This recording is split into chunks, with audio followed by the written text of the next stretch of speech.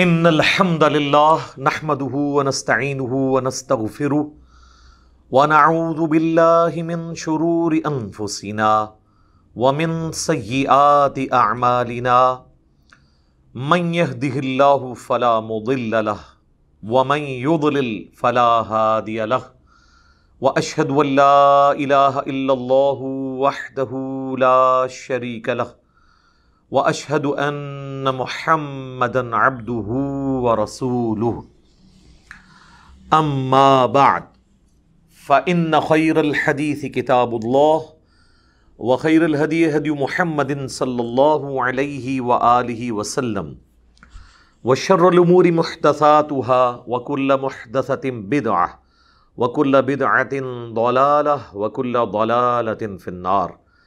اعوذ باللہ السمیع العلیم من الشیطان الرجیم من ہمزہ ونفخہ ونفثہ بسم اللہ الرحمن الرحیم رب اشرح لی صدری ویسر لی امری واحلل عقدۃ من لسانی یفقہوا قولی.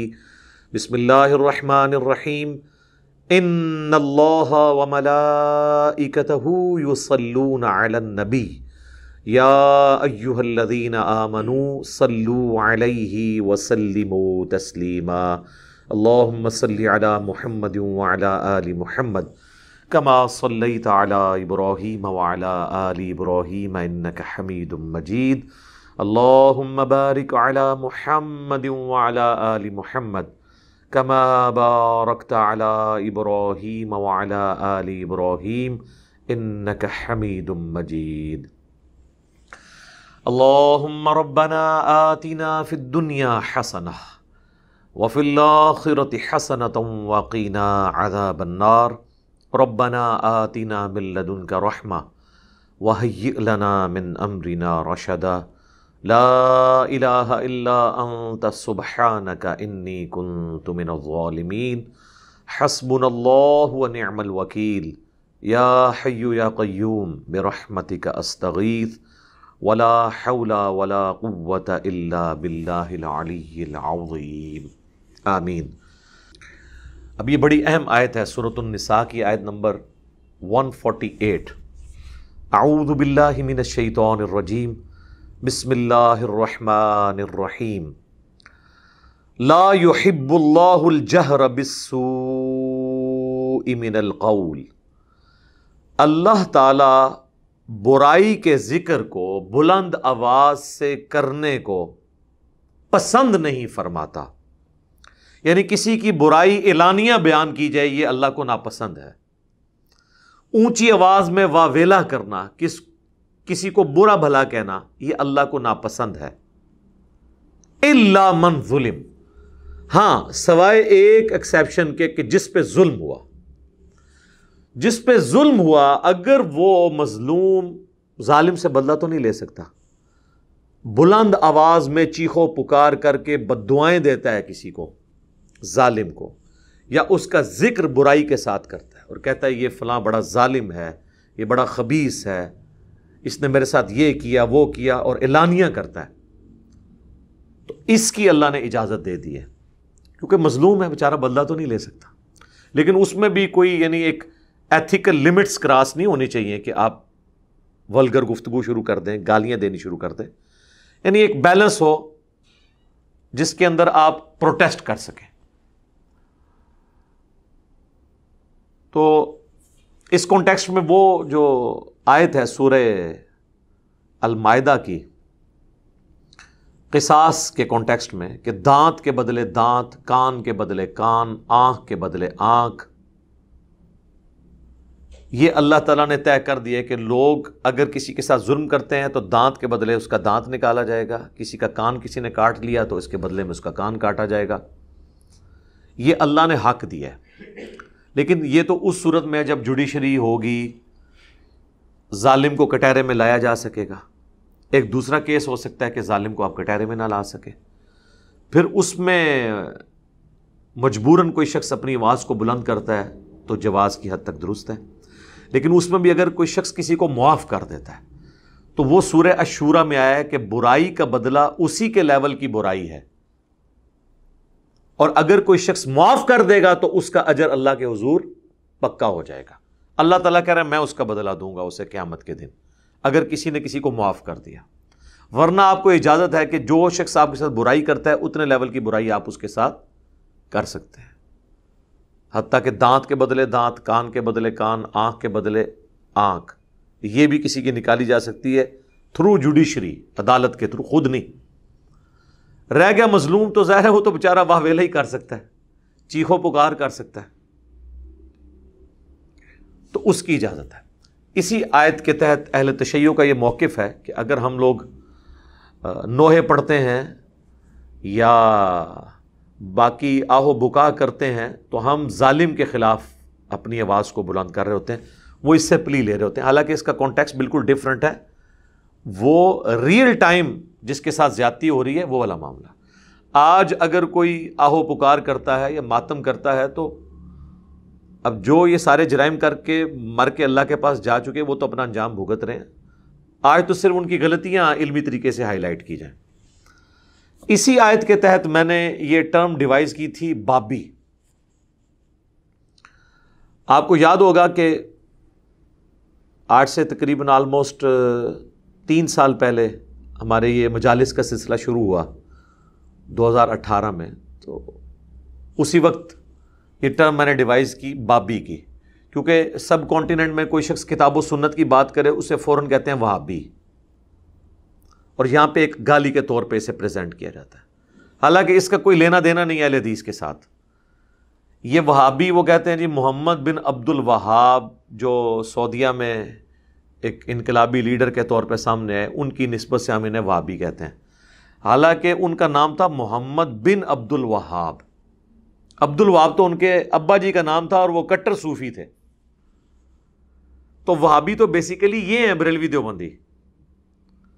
ان کا نام تھا محمد بن عبد الوہاب. ان کے ساتھ اگر کوئی نسبت کرنی ہے تو محمد ہی کریں, اور اہل حدیث اپنے آپ کو محمد ہی کہتے ہیں, ان کی وجہ سے نہیں, نبی علیہ السلام کی وجہ سے. لیکن انہوں نے وہابی کہہ کے, چونکہ وہ محمد بن عبد الوہاب تھا, انڈیا پاکستان میں تو آپ کو پتہ ہے کہ اسی طریقے سے ان کو پتہ بھی نہیں ہوتا کہ بن لگا ہوا ہے نہیں لگا ہوا, انہوں نے وہابی کہنا شروع کر دیا, اور پھر یہ ٹرمز علماء کے ہتھے چڑھ گئیں, انہوں نے بھی ان کو وہابی کہنا شروع کر دیا. حالانکہ وہ اپنے آپ کو اہل حدیث کہتے رہے, چیختے رہے ہم اہل حدیث ہیں, ہم محمدی ہیں, انہوں نے نہیں مانا. پھر ملکہ وکٹوریہ سے باقاعدہ اہل حدیث نے انگریزوں کے دور میں اپنا نام رجسٹر کروایا اہل حدیث. وہ اکثر آپ کو یہ بتا رہے ہوتے ہیں نا کہ اہل حدیث نے تو ملکہ وکٹوریہ سے اپنے آپ کو رجسٹر کرایا ہوا ہے. تو سر دیوبند اور بریلویوں کے مدرسے جو ہیں یہ حضرت جبرائیل علیہ السلام نے رجسٹر کیے ہیں آ کے, جن کی حکومت ہے انہیں سے رجسٹر کروایا جائے گا نا. اب الہدا انٹرنیشنل جو ڈاکٹر فرحت ہاشمی کی ہے وہ کینیڈا میں رجسٹر ہوئی ہے. تو کینیڈین گورنمنٹ تو پاکستانی گورنمنٹ کی طرح اس طریقے سے اپنے آپ کو مسلمان گورنمنٹ تو کلیم نہیں کرتی. تو جس حکومت کے تحت آپ کام کر رہے ہیں تو اسی کے ساتھ ہی اس کو رجسٹر کروایا جائے گا. تو یہ تو کوئی ایب والی بات تو نہیں تھی, انہی کے پاس رجسٹر کرانا تھا. انہوں نے تو رجسٹر اپنے آپ کو اس لیے کرایا تاکہ لوگ ان کو وہابی نہ کہیں. تو میرے خیال ہے ان کو اپریشیٹ کرنا چاہیے. بریلوی دیوبندیوں نے تو کبھی اپنے آپ کو اہل سنت و جماعت یا اہل سنت والجماعت کے نام سے رجسٹر نہیں کرایا. ان کی تو مسجدیں رجسٹرڈ ہوئی ہوتی ہیں اہل سنت والجماعت, حنفی دیوبندی, حنفی بریلوی, ساری دمیں لگا کے. اس لحاظ سے اہل حدیث ایک سٹیپ بہتر ہوئے کہ انہوں نے کم از کم اس تفریق کو کر کے اہل حدیث اپنے آپ کو رجسٹر کیا. ہمارے نزدیک تو یہ بھی نہیں ہونا چاہیے, مسلمان اپنے آپ کو کہیں. ہوا سماکم المسلمین من قبل وفی ھذا, سورۃ الحج آیت نمبر 78. ابراہیم علیہ السلام نے قرآن کے نزول سے پہلے ہی تمہارا نام مسلم رکھ دیا تھا, اور اس کتاب میں اللہ نے تمہارا نام مسلم رکھا ہے. تو اب چونکہ ہم بھی توحید پہ بات کر رہے تھے, ہم بھی بخاری مسلم پہ چلنے کی بات کر رہے تھے, اگرچہ اہل حدیث بخاری مسلم میں چلنا صرف چند ایک فقہی مسائل کو کہتے ہیں, اور رفع الیدین آمین, ہم نے تو ٹوٹلی بخاری مسلم کو فالو کیا نا, یعنی آل امیہ کی بدماشیوں کو بھی ایڈریس کیا بخاری مسلم کی روشنی میں. اس لیے ہمیں کوئی ان کے ساتھ تو منسوب نہیں کر سکتا, لیکن پھر بھی ہمیں انہوں نے کہا جی آپ کی باتیں درست ہیں لیکن یہ وہابیوں والی باتیں ہیں, آپ وہابی ہیں, چھپے ہوئے وہابی ہیں. تو میں نے اس آیت کے تحت لا يحب اللہ الجہر بالسوء من القول الا من ظلم, اور سورہ الشورى کی آیت نمبر 40 کے تحت کہ برائی کا بدلہ اتنے ہی لیول کی برائی ہے، آپ کر سکتے ہیں۔ میں نے کہا ٹھیک ہے، ہم ہو گئے وہابی پھر تمہاری نظر میں، تو پھر ہم تمہارا نام رکھیں گے بابی، بابوں کے ماننے والے، بابوں کا دفاع کرنے والے۔ یہ بابی ٹرم میں نے ڈیوائز کی وہابی کے اگینسٹ۔ تو اب آپ دیکھ لیں بابے بابے ہی ہر طرف ہو رہی ہے، لوگ وہابی لفظ کو ہی بھول گئے۔ تو پھر بڑے عرصے تک میں صرف اتنا ہی بولتا تھا، نہ میں وہابی نہ میں بابی، نہ میں وہابی نہ میں بابی۔ وہ پھر کوئی بھائی تھے، انہوں نے کال کی، عثمان بھائی سے میرے لیے فون پہ بات ہوئی، تو انہوں نے کہا جی اس کو آپ شعر بنائیں، میں ہوں مسلم علمی کتابی، علموں کتابی۔ پھر ہم نے یہ کیا، اس کے بعد پھر ایک کوئی شاعر تھے بھائی، انہوں نے رابطہ کیا، انہوں نے کہا جی علمی کتابی سے کریں، کیونکہ وہابی کتابی بابی تو علمی ہونا چاہیے، علم خالی تو لفظ نہیں ہوگا، علم کی نسبت چھوٹی یہ لگا کے کریں۔ پھر یہ آہستہ آہستہ ایوالو ہوتا ہمارا نعرہ فائنل ہوا، نہ میں وہابی نہ میں بابی، میں ہوں مسلم علمی کتابی۔ پھر آپ کو پتہ ہے کافی عرصہ تو پھر یہ چلتا رہا۔ پھر کرتے کرتے اللہ تعالیٰ نے ایک اور چیز زبان پہ جاری کر دی، میں اکثر بول دیتا تھا کتابوں کا خدا اور بابوں کا خدا، یہ ہے کتابوں کا خدا، یہ بابوں کا خدا۔ یعنی جب قرآن و سنت سے ہماری مروجہ تعلیمات ٹکراتی تھی تو میں جملہ بول دیتا تھا۔ کرتے کرتے میں نے بولنا شروع کر دیا کتابوں کا خدا اور ہے، بابوں کا خدا اور۔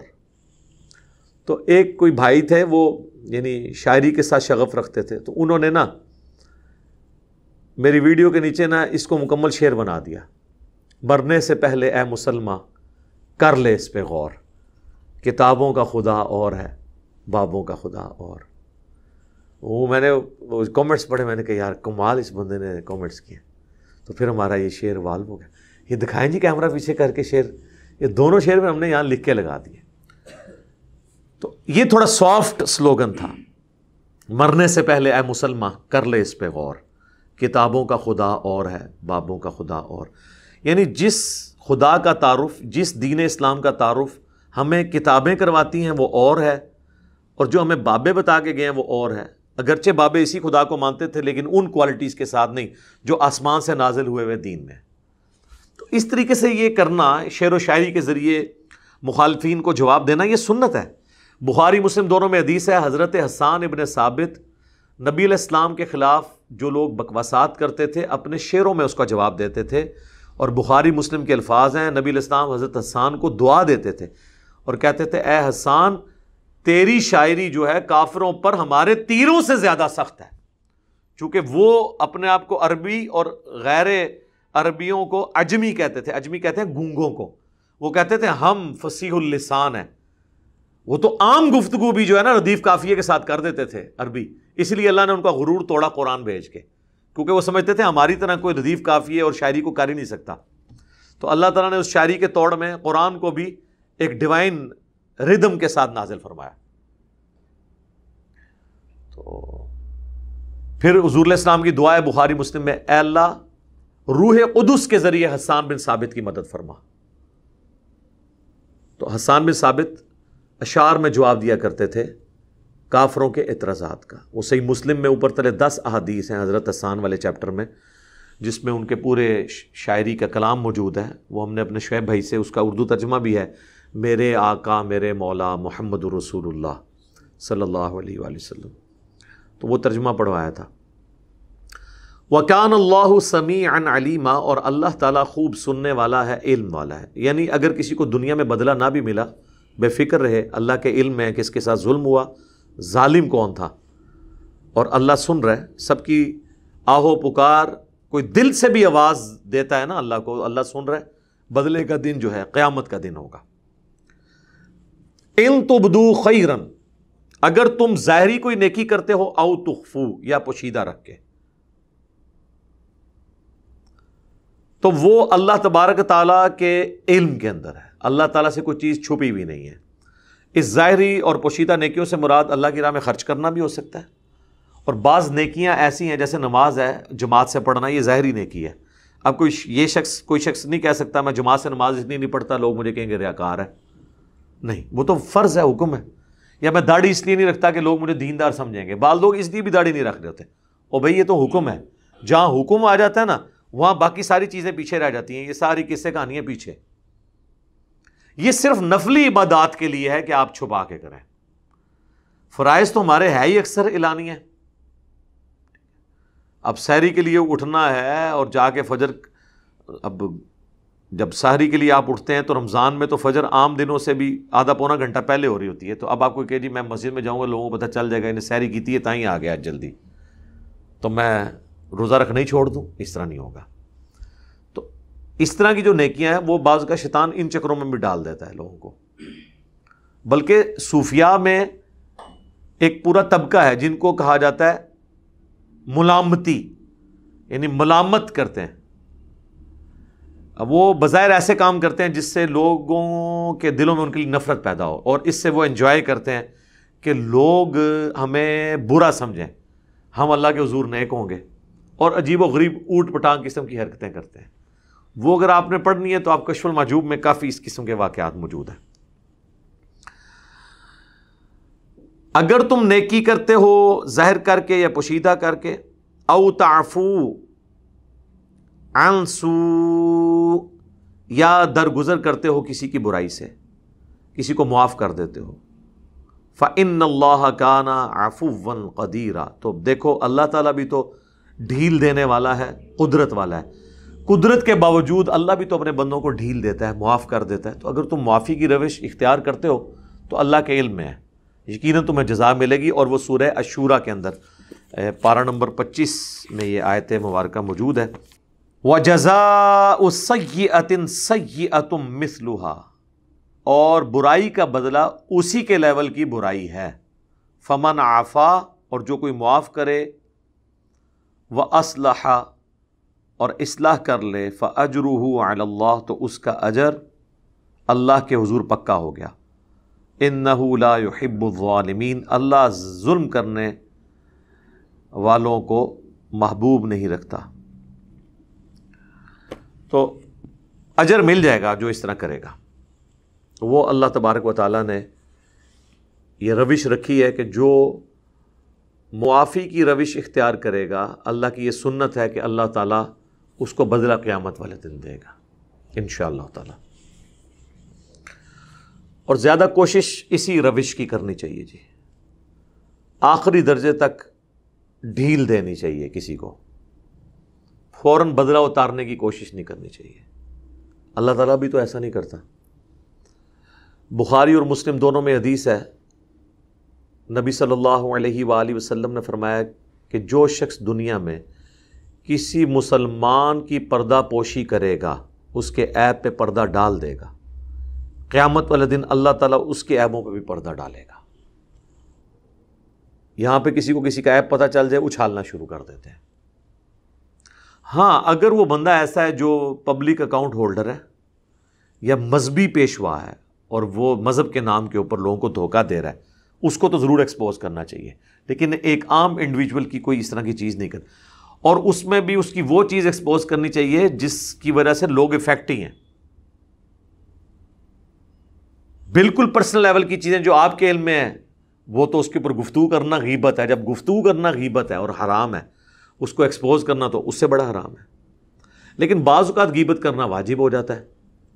جس طرح اگر کوئی شخص اپنی بچی کا رشتہ کرنے کے لیے کہیں پہ گیا اور آپ سے پوچھتا ہے فلاں بچے کے بارے میں، اور آپ کو پتہ ہے کہ جی پورا محلہ اس سے پناہ مانگتا ہے،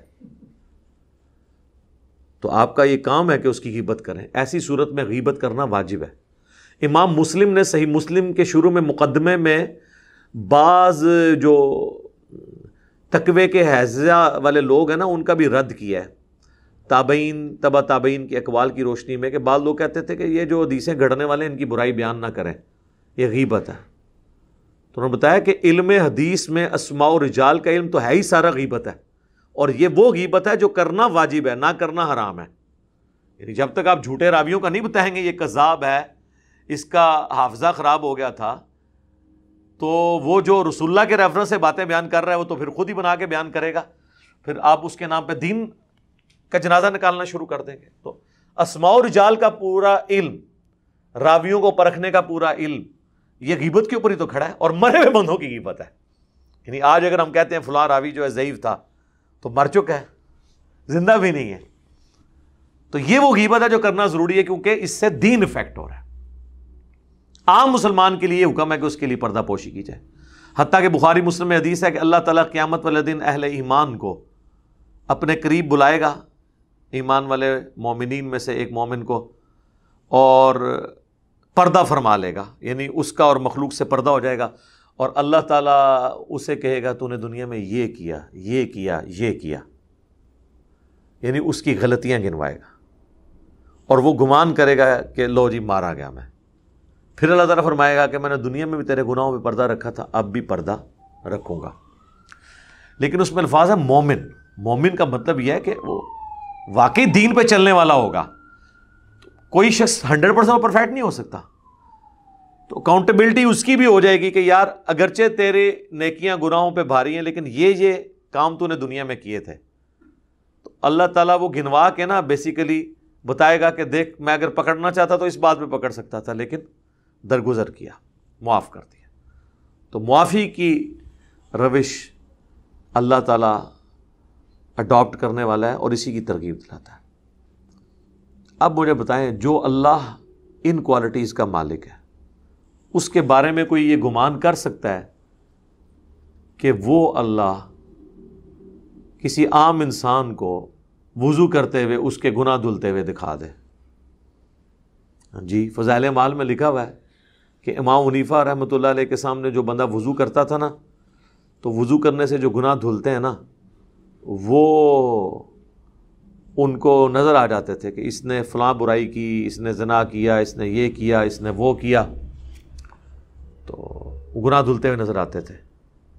یہ گناہ دھلتے ہوئے تو صحابہ کو نظر نہیں آئے. اور دوسری بات، یہ ٹیکنیکلی غلط ہے، وضو کرنے سے تو زنا معاف ہی نہیں ہوتا.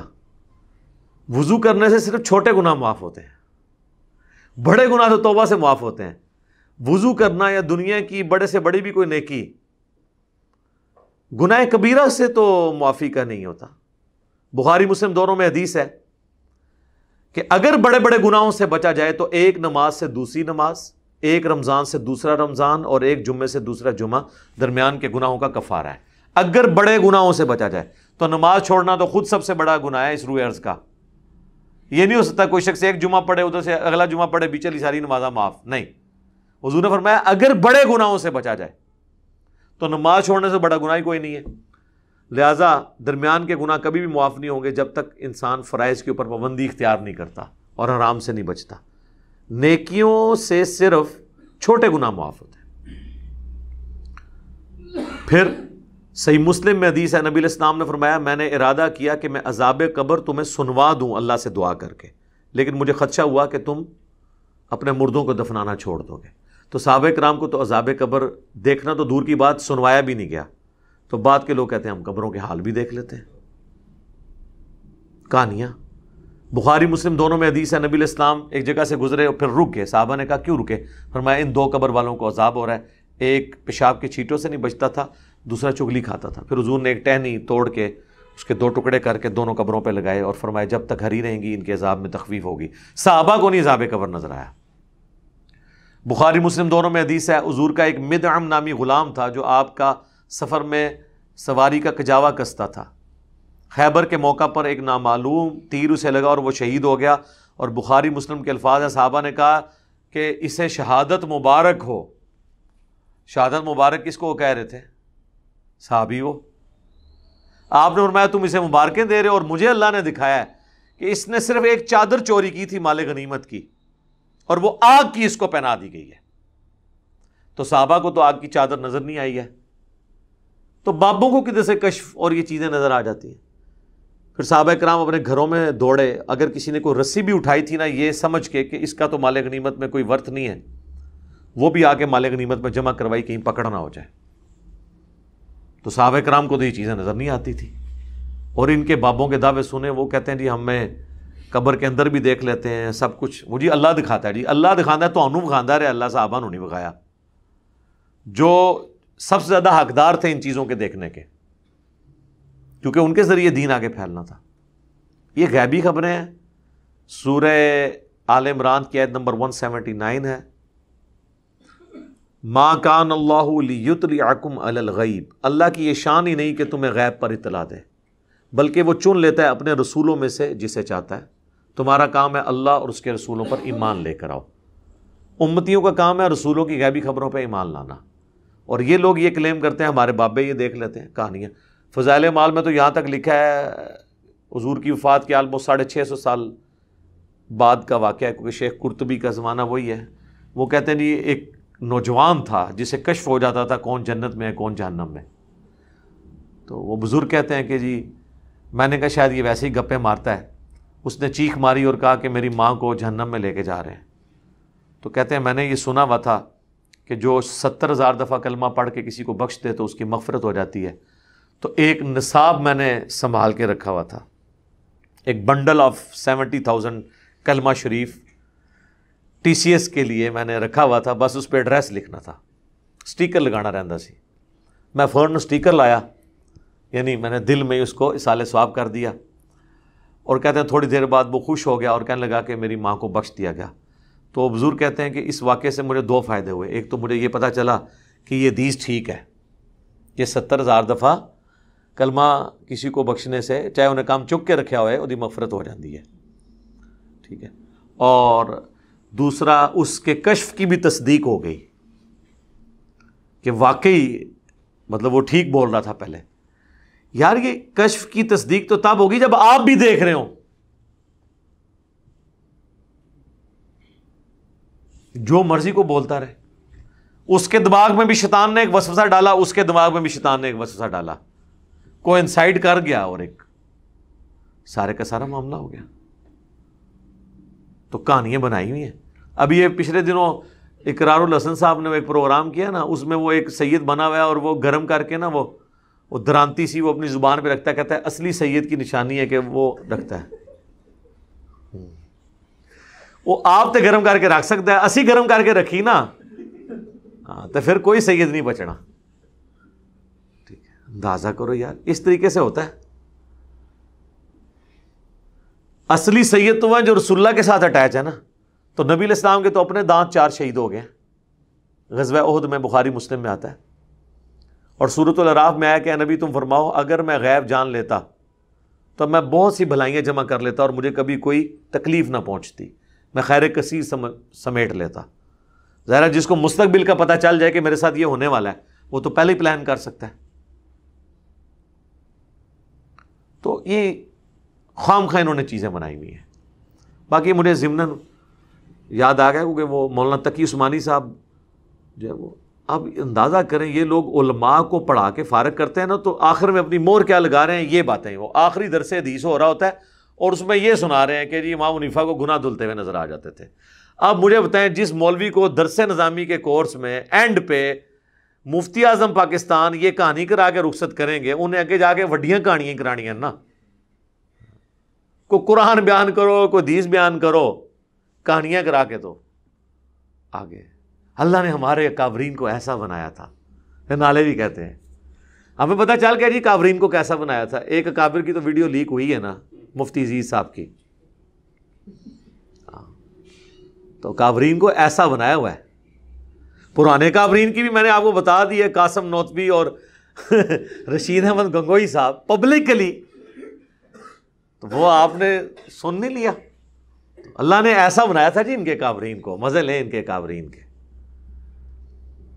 میں اکثر کہتا ہوں کہ لوگوں کو تو اپنی اولاد کے برے کرتوتوں کی وجہ سے منہ چھپانا پڑتا ہے، اور مولوی وہ ہیں کہ ان کو اپنے بزرگوں کے کرتوتوں کی وجہ سے منہ چھپانا پڑتا ہے۔ یہ وہ لوگ ہیں۔ اب ایک اور اہم ترین آیت آ رہی ہے 150 نمبر 151 اور 152، یہ 3 آپ سمجھ لیں کنسیکٹیو آیات ہیں۔ اس کانٹیکسٹ میں میرا ایک کلپ بھی ہے، کیا یہودی اور عیسائی بھی جنت میں جائیں گے، جو سورۃ البقرہ کی آیت نمبر 62 ہے، جس کو لوگ مس کوٹ کرتے ہیں اور کہتے ہیں کہ جی رسولوں کا ماننا ضروری نہیں ہے، کیونکہ آیت ہے ان الذین آمنوا، بے شک جو لوگ ایمان لے کر آئے، والذین ہادوا، اور جو یہودی ہیں، والنصارى، اور جو نصرانی یعنی عیسائی ہیں، والصابئین، اور جو سابی ہیں، سابی دین ابراہیمی کی ایک بگڑی ہوئی شکل تھی، یہ ستارہ پرست یا مجوسی نہیں اس سے مراد۔ من آمن باللہ، جو کوئی بھی اللہ پر ایمان لے آئے، والیوم الآخر، اور آخرت کے دن پہ، وعمل صالحا، اور نیک اعمال اختیار کر لے، فلہم اجرہم عند ربہم، تو اس کا اجر اس کے رب کے حضور ایسے لوگوں کا اجر پکا ہو گیا، ولا خوف علیہم ولا ہم یحزنون، تو قیامت کے دن نہ انہیں کوئی خوف ہوگا نہ غم۔ وہ کہتے ہیں نہیں، اس میں دیکھ لیں کہ ایمان باللہ اور ایمان بالآخرہ کافی ہے آخرت کی کامیابی کے لیے، اس میں تو رسولوں میں ایمان آئے نہیں ہے۔ ہم پوچھتے ہیں آپ سے کہ ہادو کا جو لفظ آیا یہودی، یہودی کون ہوتا ہے؟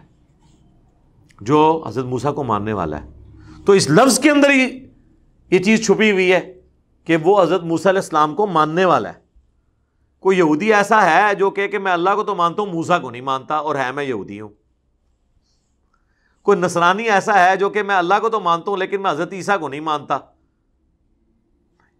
تو انہی الفاظ کے اندر موجود ہے کہ وہ پیغمبروں کے ماننے والے ہیں، تو لہذا علیحدہ سے ذکر ہی نہیں ہے۔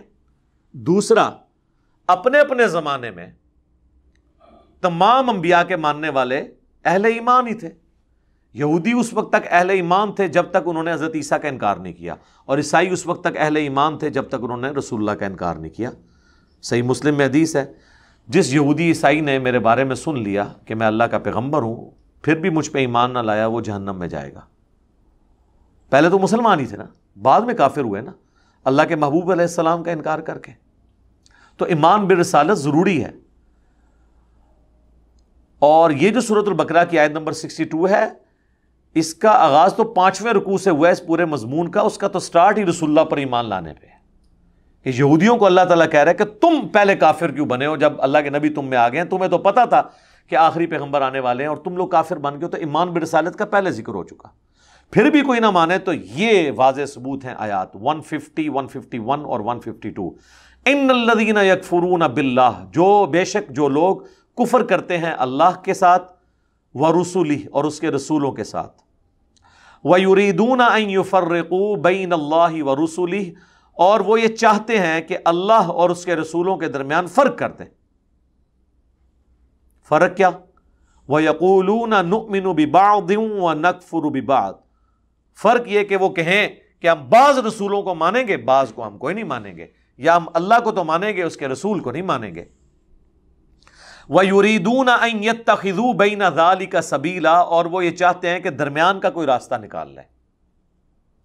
اولئک هم الکافرون حقا، ایسے لوگ کٹر کافر ہیں جو فرق کر دیں اللہ اور اس کے رسولوں کے درمیان، اور کہ ہم اللہ کو مانیں گے رسولوں کو نہیں مانیں گے، یا اللہ کو تو مانیں گے اس رسول کو مانیں گے اس رسول کو نہیں مانیں گے، وہ پکے کافر ہیں۔ وَأَعْتَدْنَا لِلْكَافِرِينَ عَذَابًا مُهِينًا، اور ایسے کافروں کے لیے اللہ تعالیٰ نے رسوا کر دینے والا عذاب تیار کر رکھا ہے۔ اللہم لا تجعلنا منہم، رضیت باللہ ربا وبالاسلام دینا وبمحمد نبیا ورسولا، آمین۔ والذین آمنوا، اور جو لوگ ایمان لے کر آئے، باللہ، اللہ پر، ورسولہ، اور اس کے تمام رسولوں پر، ولم یفرقوا بین احد منہم، اور ایمان لانے میں کسی نبی میں کوئی فرق نہیں کیا۔ یہ نہیں ہے کہ ہم اس نبی کو مانیں گے دوسرے کو نہیں مانیں گے۔ اولئک سوف یؤتیہم اجورہم، ان قریب ایسے لوگوں کو اللہ تعالیٰ پورا پورا بدلہ دے گا ان کے اعمال کا، وکان اللہ غفورا رحیما، اور اللہ تعالیٰ بخشنے والا مہربان ہے، رحم فرمانے والا ہے۔ یہاں پہ اللہ تعالیٰ نے فرمایا کہ رسولوں میں فرق نہیں کرنا، اس کے لیے ٹرم یوز ہوتی ہے تفریق بین الرسل، رسولوں میں فرق کر دینا ایمان لانے میں، یہ ہے کفر۔ مسلمانوں کا شیوا کیا ہے؟ ہم تمام رسولوں پر ایمان لے کر آتے ہیں، جو سورۃ البقرہ کے اینڈ پہ بھی آیا نا، کل آمن باللہ وملائکتہ وکتبہ ورسلہ لا نفرق بین احد من رسلہ، فرشتوں پر ایمان، کتابوں پر، رسولوں پر ایمان، اور رسولوں میں ایمان لانے میں فرق نہیں کرتے۔ تفریق بین الرسل کفر ہے، اور اللہ رسولوں میں فرق کرنا بھی کفر ہے اس اعتبار سے کہ اللہ کو مانیں گے رسول کو نہیں مانیں گے، یہ بھی کفر ہے۔ یہ کفر کرتے تھے منافقین، حضور علیہ السلام کو پیغمبر ماننے کے لیے تیار نہیں تھے، اپنی طرح کا انسان سمجھتے تھے۔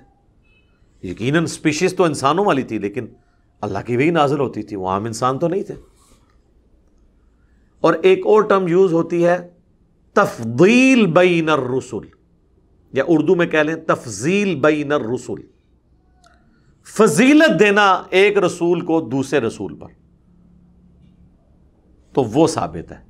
وہ قرآن میں ہے تلک الرسل فضلنا بعدهم علی بعض، یہ رسولوں کی جماعت کہ ہم نے بعض رسولوں کو بعض پہ فضیلت دی ہے، لیکن ایمان لانے میں فرق نہیں کرنا، اور فضیلت بھی دینی ہے نا تو کسی کی توہین نہیں کرنی۔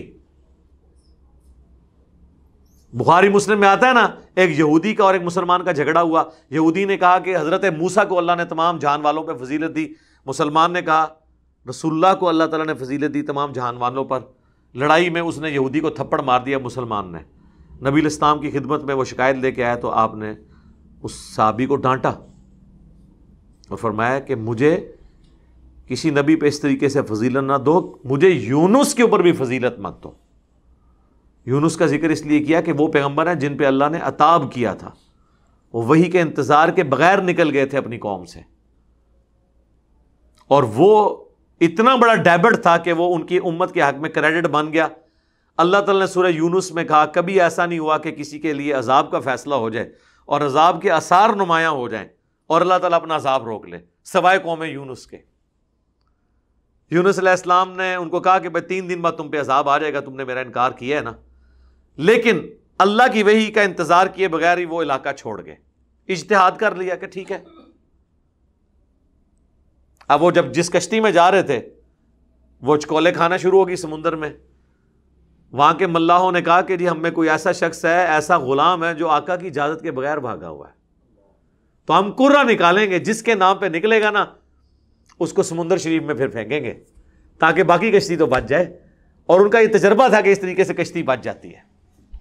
یہ توحید کی برکت آپ دیکھیں، 3 دفعہ کرہ ڈالا، تینوں دفعہ حضرت یونس علیہ السلام کے نام پہ نکلا۔ پہلی دفعہ ڈالا لوگوں نے کہا نہیں یار یہ تو نہیں ہو سکتے، دوسری دفعہ پھر حضرت یونس نے کہا ٹھیک ہے بھائی جب فیصلہ ہو گیا تو ٹھیک ہے۔ حضرت یونس علیہ السلام کو پھینک دیا سمندر میں، اللہ تعالیٰ نے مچھلی کو حکم دیا، اس نے 3 دن اور 3 راتوں تک رکھا، اور وہاں پہ انہوں نے پھر دعا مانگی لا الہ الا انت سبحانک انی کنت من الظالمین۔ میرا پورا کلپ بھی ہے حضرت یونس علیہ السلام کے اوپر، آپ دیکھیں۔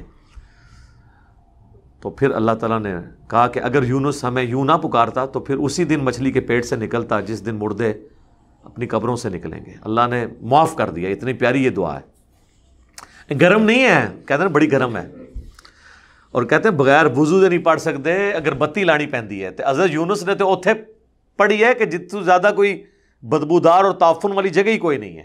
مچھلی کا پیٹ، میدا، میدے میں سے سارا تعفن نکلتا ہے نا، اور وہاں اللہ کو پکارا ہے، اللہ نے ان کی سن لی اور معاف کر دیا۔ تو وہ قوم یونس، اب چونکہ حضرت یونس علیہ السلام نکلے تھے، اللہ نے ان کی قوم کو پھر وہ جب عذاب کے آثار نظر آیا انہوں نے کہا یونس تو ٹھیک ہی کہتے تھے۔ وہ ساری قومیں پھر اس وقت کہتی تھی کہ یار پیغمبر ٹھیک کہتے تھے، بس وہ یونس کی قوم پھر بچ گئی، وہ انہوں نے گڑ گڑانا شروع کر دیا، ان کا یا اللہ ہمیں ایک دفعہ معاف کر دے، ہم تیرے پیغمبر کی قدر کریں گے۔ ادھر یونس علیہ السلام سے بھی اجتہادی خطا ہو گئی ہوئی تھی، اللہ نے کہا چلو اس کا بینیفٹ تیری قوم کو، اور بعض اوقات بینیفٹ ملتا تھا اور بعض اوقات اس کا قوم کے اوپر فتنہ بھی بن جاتا تھا۔ جس طرح کہ حضرت موسیٰ علیہ السلام کو اللہ تعالیٰ نے کہا تھا کہ کوئی طور پہ ملاقات کے لیے آنا ہے، تو حضرت موسیٰ علیہ السلام ملاقات کے شوق میں وقت سے پہلے ہی وہاں پہنچ گئے۔ اب پیغمبر سے تو اللہ تعالیٰ اس طرح کی چیز نہیں نا برداشت کرتا۔ اللہ نے کہا کہ بھئی میں نے تو تجھے بلایا، پہلے کیوں آ گیا، اپائنٹمنٹ تو فلاں دن کی تھی۔ کہا یا اللہ تیرے شوق میں، تو کہا پھر ہم نے تیری قوم کو پیچھے فتنے میں ڈال دیا، سامری نے ایک بچڑا بنایا، 70,000 لوگ جو ہیں نا وہ پھر اس کے سامنے جھک کے تو اپنا ایمان برباد کر چکے ہیں۔ ایک دن میں 70,000 یہودی قتل ہوا تھا، قتل مرتد کی سزا۔ ہر قبیلے نے اپنے قبیلے کے ان بندوں کو مارا تھا، توبہ اللہ نے سورہ بقرہ میں کہا ہے کہ توبہ قبول ہو گئی ہے. لوگوں کو تو یہ پتا ہے نا کہ توبہ تو قبول ہوئی ہے, آگے بھی پڑھو کیا ہے. اللہ نے کہا توبہ قبول ہے تمہارے رب کے حضور, لیکن قتل کرو اپنوں کو. توبہ یہ تھی کہ جس نے بچڑے کو خدا مانا تھا وہ پھر قتل ہوا تھا, اور یہ قتل مرتد کی سزا ہے, بڑی سخت سزا ہے. اللہ اکبر. تو اللہ تعالیٰ اپنے معاملات میں بہت سخت ہے جی. تو یہ جو تفریق بین الرسل ہے وہ تو ہے حرام, اور تفضیل بین الرسل جائز ہے, لیکن اس تفضیل کے اندر کسی پیغمبر کو کرٹیسائز کرنا, اسی لیے مجھے بڑا پسند ہے یہ کلام مصطفیٰ جان رحمت پہ لاکھوں سلام, لیکن اس میں جو یہ شعر ہے نا کہ کس کو دیکھا یہ موسیٰ سے پوچھے کوئی, آنکھ والوں کی ہمت پہ لاکھوں سلام, اس میں وہ ٹونٹ کروا رہے ہیں کہ حضرت موسیٰ علیہ السلام تو بے ہوش ہو گئے تھے اللہ کو دیکھ کے, اور ہمارے نبی نے دیکھا, خواب میں دیکھا اور زیارت کی. تو یہ جو اس طرح کا کمپیریزن کر کے ایک کو اونچا کر کے دوسرے کو نیچا کرنا, نہ سر یہ نہیں. اور اس میں یاد رکھیے گا, یہ اکثر آپ علماء سے جذباتی ایک ڈاکٹرن سنتے ہیں سارے فرقوں, بریلوی, دیوبندی, اہل حدیث, شیعہ, وہ کہتے ہیں نہیں سارے انبیاء کو جتنی اللہ نے کوالٹیز دی تھی نا وہ ہمارے نبی علیہ السلام کے اندر جمع کر دی. لوگ کہتے ہیں سبحان اللہ, ہمارے نبی علیہ السلام میں ان انبیاء کی کوئی کوالٹی نہ بھی آئے تب بھی ان کی فضیلت باقی نبیوں پہ ہے, لیکن گھسیٹ کے اس کو فضیلت کو لے کے آنا ہی بڑی سخت زیادتی والی بات ہے. فضیلت کیا ہے؟ صحیح مسلم میں حدیث ہے کہ شب معراج مجھے جبرائیل نے سارے انبیاء کا امام بنایا, تو امام الانبیاء ہے, اس سے بڑی کیا فضیلت ہے؟ کیونکہ امامت کا اہل وہی ہوتا ہے جو سب سے افضل ہو. لیکن کہتے ہیں جتنے نبیوں کو معجزات دیے گئے وہ سارے حضور کو دیے گئے. سر یہ بات نہ کریں, قرآن بھرا پڑا ہے ان آیات سے کہ اس نبی کو وہ معجزے کیوں نہیں دیے گئے جو اگلے انبیاء کو دیے گئے, تو قرآن کو جھوٹا مان لیں. ادھر تو جواب اللہ کو دینا چاہیے تھا کہ ہم نے دیے ہیں نا معجزے, دیکھو نا حضور نے اتنے مردے زندہ کیے ہیں جس نے حضرت عیسیٰ نے کیے ہیں. نہیں, سورہ انبیاء پڑھ کے دیکھیں کہ کیوں نہیں وہ معجزے لے کے آتا جو ہمیں پرانے نبیوں کے سناتا ہے. اللہ نے کہا پرانوں نے مان لیا تھا جو تم مان لو گے. سورۃ العنکبوت میں اللہ نے کہا کہ کیا تمہارے لیے کافی نہیں کہ قرآن کی آیات تم پہ صبح شام تلاوت کی جاتی ہیں, یہی معجزہ ہے اس نبی کا. 50 اور 51 نمبر آیت. کہتے ہیں نہیں ساری خوبیاں جمع ہیں. وہ پھر لاجکس بنانا شروع کر دیتے ہیں نا. پھر میں ان کو پھکی دیتا ہوں کہ ہاں بتاؤ حضرت عیسیٰ علیہ السلام بن باپ کے پیدا ہوئے, یہ ان کا معجزہ تھا کہ نہیں؟ قرآن میں اللہ نے کہا ہے کہ اے مریم, بلکہ مریم کی والدہ کو, حضرت عیسیٰ کی نانی کو کہا کہ ہم تیری اولاد اور پھر اس کی آگے جو اولاد ہے اس کو جان والوں کے لیے نشانی بنانے والے ہیں. حضرت مریم کو بھی کہا کہ تیری اولاد کو جان والوں کے لیے نشانی بنانے لگے ہیں بغیر باپ کے اسے پیدا کر کے. تو حضرت عیسیٰ کا بغیر باپ کے پیدا ہونا یہ حضرت عیسیٰ کی خوبی ہے نا, معجزانہ پیدائش ہے نا. تو کیا یہ ہمارے نبی علیہ السلام کے حق میں ثابت ہے؟ ہمارے تو نبی علیہ السلام کے باپ ہیں حضرت عبداللہ. اب یہ فضیلت کس طرح نبی علیہ السلام کو آپ دلوائیں گے؟ یہ پھکی ہے. پھر ہمارے نبی علیہ السلام تو 63 ایئرس کی ایج گزار کے دنیا سے رخصت ہو گئے, وفات فرما گئے, آپ کی قبر ہے مدینہ شریف میں. لیکن حضرت عیسیٰ علیہ السلام ابھی تک فوت نہیں ہوئے, زندہ آسمانوں پہ اٹھائے گئے. یہ وہ اعتراض ہے جو عیسائی کرتے ہیں. پھر مسلمان منہ اڑ کے بیٹھ جاتے ہیں, بھائی جو تسی ڈاکٹرین ہی غلط بنائی ہے پھر ان دیو جواب. حضرت عیسیٰ علیہ السلام مردے زندہ کرتے تھے. اب مردے زندہ کرنے کا معجزہ نبی علیہ السلام کے حق میں تو ثابت نہیں ہے. تو جزوی طور پر کسی کو بھی کوئی فضیلت حاصل ہو سکتی ہے, کلی طور پر نبی علیہ السلام کے حق میں فضیلت ہے. اور یہی صحابہ کرام کے کیس میں بھی ہے. بعض فضائل ایسے ہیں جو حضرت ابوبکر کو حاصل ہیں وہ حضرت عمر کو نہیں ہے, بعض حضرت عمر کو حاصل ہیں جو ابوبکر کو نہیں ہے, بعض حضرت علی کو حاصل ہیں جو باقی 3 کو نہیں ہے, بعض عثمان کو حاصل ہیں جو باقی 3 کو نہیں ہے. تو اس طرح پک اینڈ چوز کر کے مسئلہ ہو جاتا ہے پھر خراب. اور پھر وہ لاجکس گھرنی شروع کر دیتے ہیں اور کہتے ہیں یہ کس طرح مان لیں, پھر فضیلت کیسے ہوگی, یہ تو ہمیں ماننا پڑے گا, یہ کرنا پڑے گا. عجیب و غریب قسم کے پھر نہ لیم ایکسکیوزز ڈیوائز کرتے ہیں کہ جس طرح. تو پھر میں اس میں اور ان کو پھر ایک پھکی دیتا ہوں کہ حضرت آدم کو تو سارے فرشتوں نے سجدہ کیا, ہمارے نبی علیہ السلام کو کیا ہے کسی فرشتے نے سجدہ؟ ایک صحابی نے کیا ہے, ابو داؤد ترمذی میں حدیث ہے, ابن ماجہ میں بھی, حضور نے اس کو بھی منع کر دیا. اور فرمایا جب میں فوت ہو جاؤں گا تم میری قبر سے گزرو گے، کیا قبر پہ بھی سجدہ کرو گے؟ انہوں نے کہا نہیں یا رسول اللہ۔ تو فرمایا مجھے کیوں سجدہ کرتے ہو؟ اگر میں سجدہ جائز سمجھتا تو بیویوں سے کہتا کہ اپنے خامدوں کو سجدہ کریں اس حق کے سبب جو اللہ نے دیا۔ تو حضور نے تو اپنے حق میں وہ سجدہ تعظیمی بھی بیان کر دیا جو سجدہ تعظیمی حضرت آدم کے حق میں فرشتوں نے کیا تھا۔ آپ کوئی لاجک بنانی شروع کرے کہ جی چونکہ اس وقت کیا تھا تو لہذا اب ہم اپنے نبی کو کر سکتے ہیں، تو یہ تو کوئی بھی نہیں کرتا۔ اس میں بھی انہوں نے پاک چھوڑی ہے۔ وہ کہتے ہیں نہیں، حضرت آدم کو جو سجدہ ہوا تھا نا، وہ حضور کا نور رکھ دیا گیا تھا ان کی پیٹھ مبارک میں، بیسیکلی اس نور کو سجدہ ہوا تھا۔ تو حضرت آدم کی پیٹھ سے صرف نبی علیہ السلام تو پیدا نہیں ہوئے سر، اسی بھی ادھے چوئیاں سانو ہی ہوئے ہے سجدہ۔ وہ انسانیت کی عظمت کو سجدہ ہوا ہے، اور اس سے بھی بڑھ کے اللہ تعالیٰ نے جو اپنا خلیفہ بنایا انسان کو، اللہ تعالیٰ کی اس قدرت کے شاہکار کو سجدہ ہوا ہے، کسی انڈیویجول کو نہیں ہوا۔ وہ ہم بھی تو تھے نا۔ اللہ نے کیا فرمایا؟ قُلْ نَهْبِطُوا مِنْهَا جَمِيعًا، ہم نے آدم اور اس کی بیوی سے کہا کہ تم سب کے سب جمع کے سیگے کے ساتھ، حالانکہ وہ دو ہی تھے، زمین پہ اتر جاؤ۔ فَإِمَّا يَأْتِيَنَّكُم مِّنِّي هُدًى، اب جب کبھی بھی کوئی ہدایت کی بات آئے گی تمہارے پاس، جو اس کی پیروی کرے گا قیامت کے دن نہ اسے کوئی خوف ہوگا نہ کوئی غم، اور جو لوگ اللہ کی آیات کا انکار کریں گے اور اسے جھٹلائیں گے وہی اہل جہنم میں سے ہوں گے۔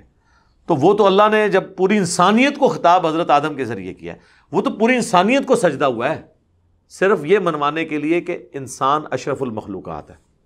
لیکن اس صورت میں جب وہ پیغمبروں کا ماننے والا ہو۔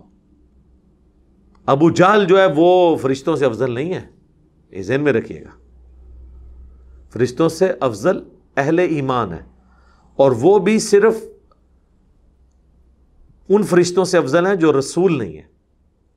حضرت جبرائیل علیہ السلام سے افضل کوئی انسان نہیں ہے سوائے انبیاء کے جو انسانوں میں ہے۔ غیر انبیاء چاہے وہ صحابہ ہوں تابعین ہوں، ان میں سے کوئی بھی کسی پیغمبر سے افضل نہیں ہو سکتا جو فرشتوں میں پیغمبر ہے۔ لہذا یہ جو شیخ عبد القادر جیلانی کے بارے میں مشہور ہے نا، انہوں نے اسرائیل سے روح واپس کھینچ لی تھی۔ عبد القادر جیلانی 1 کروڑ عبد القادر جیلانی انہوں نے مجال ہے۔ حضرت اسرائیل علیہ السلام تو اللہ کے پیغمبر ہیں، فرشتے ہیں، خدا دا نہ آ جائے کو عقل نو ہاتھ پاؤ تو اپنی روح کیوں کڈن دیتی؟ پھر روح کھولی، سب کہانی ہے۔ اور ان کہانیوں کا شیخ عبد القادر جیلانی رحمۃ اللہ علیہ کی تعلیمات سے کوئی تعلق نہیں ہے، سیدھی سی بات ہے۔ اب یہ کنکلوڈ ہو رہی ہے بات بنی اسرائیل کے جرائم سے متعلق۔ یسألک اہل الکتاب ان تنزل علیہم کتابا من السماء، اہل کتاب آپ سے یہ ڈیمانڈ کرتے ہیں کہ آپ پر آسمان سے کوئی ایسی کتاب کیوں نہیں نازل ہوئی ہے۔ وہ اب اس کی انالوجی بناتے تھے حضرت موسیٰ کے ساتھ کہ موسیٰ علیہ السلام کوہ طور پہ گئے تو پتھروں کی سلوں کے اوپر لکھی ہوئی تورات ملی، اور آپ کہتے ہیں میرے سینے پہ قرآن نازل ہوتا ہے۔ ہونا چاہیے تھا آسمان سے ہمارے سامنے ایسے تختیوں پہ لکھا ہوا قرآن نازل ہوتا ہے انج کر کے، تیسی بھی دیکھ دیں۔ تو سورۃ الحجر میں اللہ نے فرمایا ہم نازل بھی کر دیتے نا تب بھی انہوں نے کہنا تھا جادو ہو گیا، یہ نازل نہیں ہو رہا، یہ ہمیں نظر آ رہا ہے، ایکچولی نہیں نازل ہو رہا۔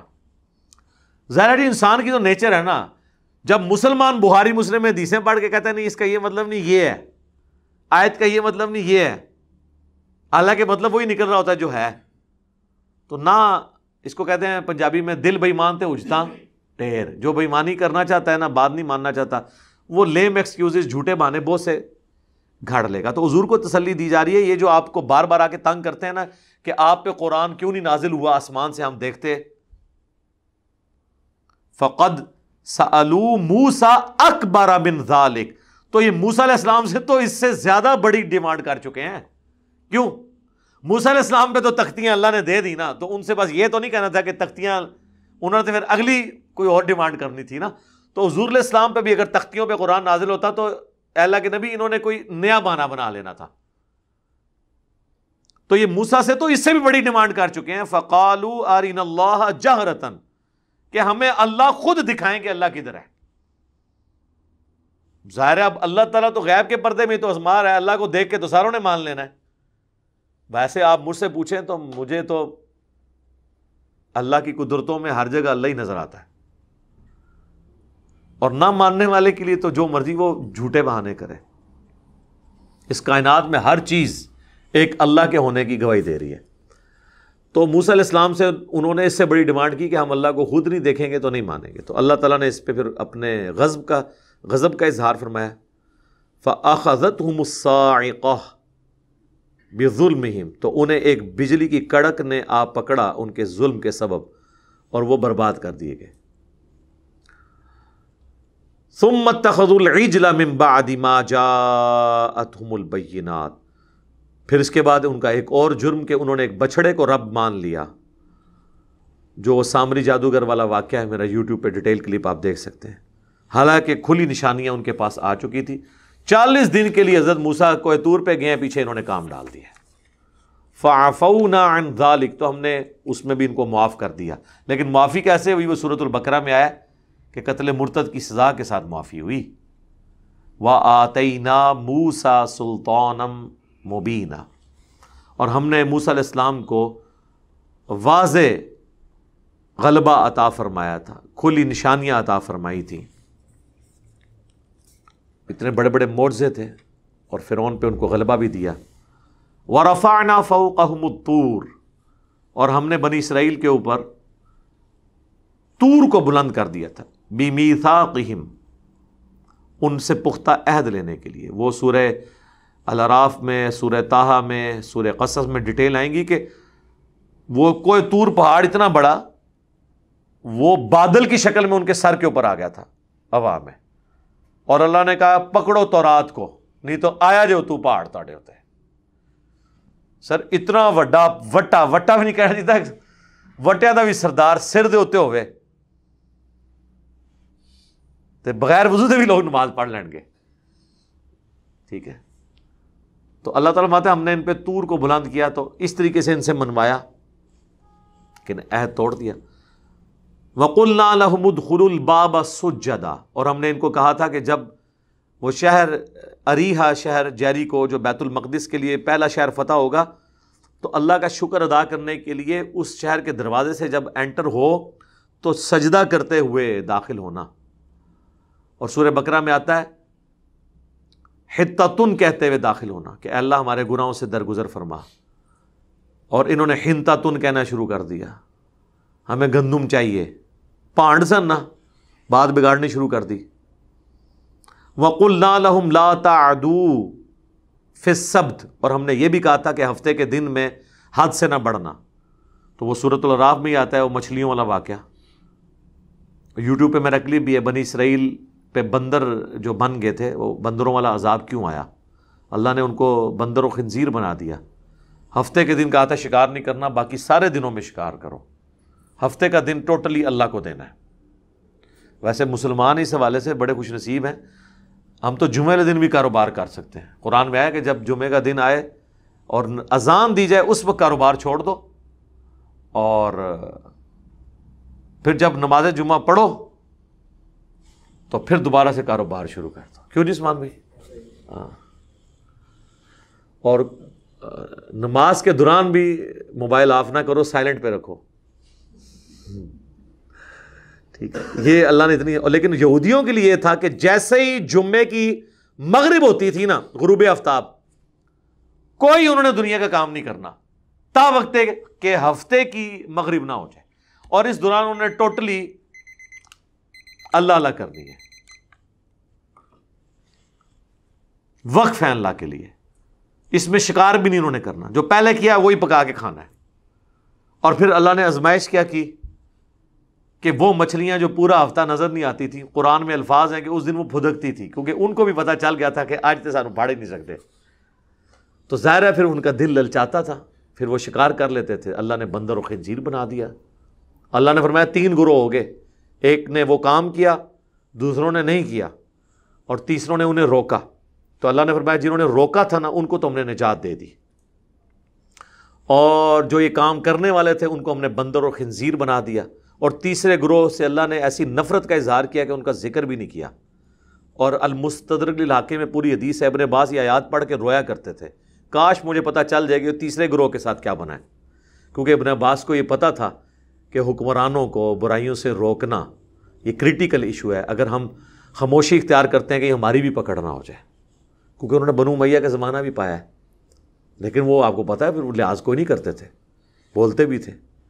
تلبیہ کے کیس میں بولے ہیں نا، لبیک اللہم لبیک، ٹھیک ہے۔ تو اس پہ میرا پورا ڈیٹیل کلپ موجود ہے، بنی اسرائیل پر عذاب کیوں آیا، وہ آپ دیکھ سکتے ہیں، اس میں سورہ الاعراف کی آیات میں نے کور کی ہیں۔ وَأَخَذْنَا مِنْهُمْ مِيثَاقًا غَلِيظًا، اور ہم نے ان سے بڑا گاڑا عہد لیا تھا، لیکن وہ عہد انہوں نے توڑ دیا۔ ہفتے کے کیس میں انہوں نے ہیلا بازی کی، اور ہیلا بازی کیا کی، وہ انہوں نے سمندر کے ساتھ ایڈجسٹنٹ گڑھے کھود لیے تھے، مد و جزر کی وجہ سے جب وہ پانی اوپر آتا تھا ان گڑھوں میں قید ہو جاتا تھا، جب پانی اترتا تھا مچھلی ادھر ہوتی تھی، اتوار والے دن پھر وہ شکار کر لیتے تھے۔ اس طرح کے ہیلے بہانے وہ انہوں نے کیے، اللہ تعالیٰ نے ان کے اوپر عذاب نازل کیا۔ اللہم احسن عاقبتنا فی الامور کلیہا واجرنا من خزی الدنیا وعذاب الآخرہ۔ ابھی ان کے جرائم کی لسٹ باقی ہے، انبیاء کو قتل کرنا، حضرت عیسیٰ علیہ السلام کے قتل کا پوری سازش تیار کرنا، اس کی ڈیٹیل انشاءاللہ ہم اگلی کلاس میں کور کریں گے۔ اللہ تعالیٰ سے دعا ہے جو حق بات میں نے کہی اللہ تعالیٰ ہمارے دلوں میں راسخ فرمائے، اگر جذبات میں میرے منہ سے کوئی غلط بات نکل گئی تو اللہ تعالیٰ ہمارے دلوں ہی سے اسے دھو ڈالے، ہمیں معاف بھی کر دے، ہمیں کتاب و سنت کی تعلیمات پر عمل کر کے دوسرے بھائیوں تک پہنچانے کی توفیق عطا فرمائے۔ سبحانک اللہم و بحمدک، اشہد ان لا الہ الا انت، استغفرک و اتوب الیک، وما علینا الا البلاغ المبین۔ جزاکم اللہ خیرا۔